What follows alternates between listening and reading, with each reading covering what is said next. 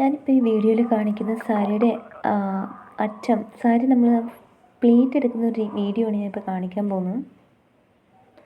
പല രീതിയിൽ നമുക്കെടുക്കാം. അത് ഞാൻ എടുത്തത് അതിൻ്റെ അറ്റത്ത് ജസ്റ്റ് ഫസ്റ്റ് എടുത്തു, പിന്നെ ബാക്കി ഞാൻ കയ്യിൽ പിടിച്ചിട്ടാണ് എടുത്തത്.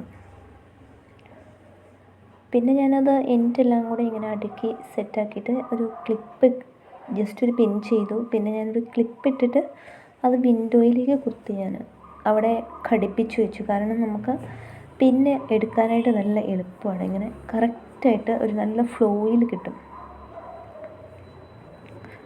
ചിലപ്പോൾ ഷോൾഡറിൽ വെച്ച് നമുക്ക് എടുക്കാം, അല്ലെങ്കിൽ ബെഡിൽ വെച്ചെടുക്കാം. പല രീതികളുണ്ട്. ഞാനിപ്പോൾ ചെയ്യുന്ന ഒരു രീതിയാണ് ഇപ്പോൾ കാണിച്ചിരുന്നത്. ഇത് വളരെ ഈസി ആയിട്ടാണ് എനിക്ക് തോന്നിയത്. ഇത് ഞാനിങ്ങനെ പിൻ ചെയ്തിട്ട് ഇവിടെ ഒരു പിൻ ചെയ്തു. ഇപ്പോൾ എനിക്ക് കഴിഞ്ഞു.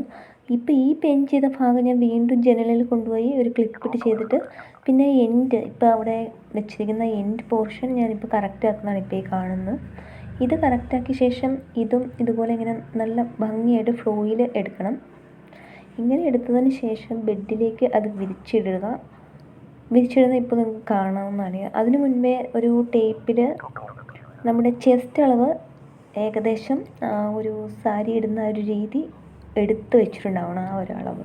അപ്പോൾ ആ ഒരു അളവിൽ ഈ പ്ലേറ്റ് കറക്റ്റ് നല്ല അറേഞ്ച് ചെയ്ത് വെക്കുക. ശേഷം അത് തേപ്പൊടി വെച്ചിട്ട് അയൺ ബോക്സ് വെച്ചിട്ട് നന്നായിട്ട് തേച്ച് കൊടുക്കുക.